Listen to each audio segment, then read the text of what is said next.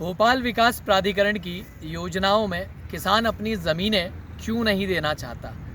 हम खड़े हैं विद्यानगर के चरण 2 पर, जो कि भोपाल विकास प्राधिकरण ने 2011 में इसका प्रकाशन कराया था। उसके बाद में उन्होंने भोपाल विकास प्राधिकरण की जो योजना थी विद्यानगर चरण 2, उसके लिए ये ज़मीन जो थी किसानों की, वो ज़मीन ले ली। इस ज़मीन में आप देखेंगे कि कितने लंबे लंबे बबूल के पेड़ खड़े हैं। विकास के नाम पर इस तरह की योजनाओं का संचालन करना भोपाल विकास प्राधिकरण का काम है। विकास के नाम पर कई सैकड़ों एकड़ ज़मीनें ले लेना और उनको ऐसे बंजर करके पटक देना, ये भोपाल विकास प्राधिकरण का विकास है। इस भूमि में अगर आप देखेंगे तो कम से कम 30-30, 40-40 फीट के बबूल के पेड़ खड़े हुए हैं। आसपास पूरा जो जंगल है, जंगल बनाकर रख दिया गया है विकास के नाम पर इस भूमि को।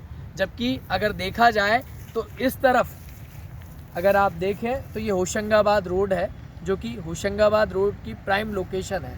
हम जहाँ खड़े हुए हैं ये चिनार फॉर्च्यून सिटी और श्रीराम कॉलोनी, इस दोनों के बीच में हम खड़े हुए हैं। सामने अगर आप देखेंगे वहाँ पर आशिमा मॉल है। आशिमा मॉल के सामने होशंगाबाद रोड की जो सर्विस लाइन है, चिनार फॉर्च्यून सिटी से लेकर श्रीराम कॉलोनी तक, ये पूरा का पूरा जंगल आपको देखने में मिलेगा। होशंगाबाद रोड पर असमय माता बहनों का निकलना तक मुश्किल है इस जंगल के कारण। इस जंगल में आप समझ सकते हैं आपराधिक प्रवृत्तियाँ या आपराधिक कारनामे कितने होते होंगे। शराब और जुआरी लोगों का अड्डा बन चुका है भोपाल विकास प्राधिकरण की योजना। विद्यानगर चरण 2 जिसका विकास भोपाल विकास प्राधिकरण को करना था, आज अगर हम आपको दिखाएं तो पूरा आप हमारे साथ चलेंगे तो अंदर आपको ये पूरा का पूरा ऐसा घना जंगल है जो भोपाल विकास प्राधिकरण ने अपनी विद्यानगर चरण 2 जो योजना है उसको पूरा जंगल बना कर रख दिया है। आज यहाँ आप अगर आना भी चाहें तो इतने कांटों के झाड़ हैं जिनके बीच से आप नहीं आ पाएंगे। तो किसान भोपाल का या वो व्यक्ति जिसके पास आवासीय ज़मीन भी होगी, वो भोपाल विकास प्राधिकरण को योजना के नाम पर अपनी भूमि क्यों देगा, जब उसकी भूमि की इस तरह से हालात हो जाएंगे। 11-11, 12-12 साल तक उसकी ज़मीन ऐसे पड़ी रहेगी और बंजर बन जाएगी। अगर इन्हीं भूमियों पर मान लीजिए अगर खेती हो रही होती तो आज फिर भी ये ज़मीनें बहुत अच्छी होती, या प्राइवेट बिल्डर ने इन ज़मीनों को अगर लेकर इस पर काम किया होता तो कितनी अच्छी योजना आवासीय कमर्शियल इस पर संचालित हो सकती थी। आप अगर आसपास का पूरा एरिया देखें तो वो विकसित हो चुका है।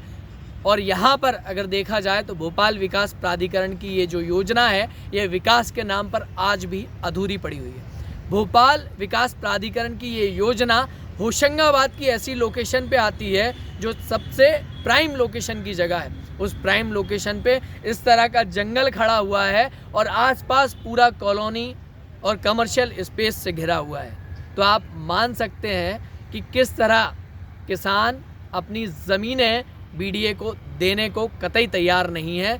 बीडीए भोपाल विकास प्राधिकरण किसानों की ज़मीनों को लेकर निर्धारित समय में काम पूरा नहीं करता है। उसके कारण ऐसी भीषण समस्याएं जो है वो हमारे सामने जटिलता के साथ खड़ी हो जाती है। भोपाल विकास प्राधिकरण और भोपाल में बैठे जो उच्च अधिकारी हैं वो इस और ध्यान दें, ऐसी योजनाएं भोपाल में क्रियान्वित ना हो, या तो जो योजनाएं भोपाल विकास प्राधिकरण की आज भी अधूरी है उनको पूरा किया जाए।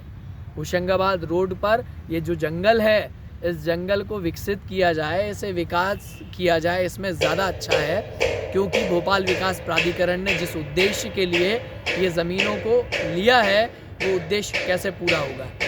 ऐसी योजनाओं को देखने के बाद में किसान अपनी ज़मीन क्यों देगा, ये सबसे बड़ा प्रश्न चिन्ह खड़ा होता है। और भोपाल में बैठे मंत्रालय स्तर के जो अपर अधिकारी हैं उनको ये विकास क्या दिखता नहीं है।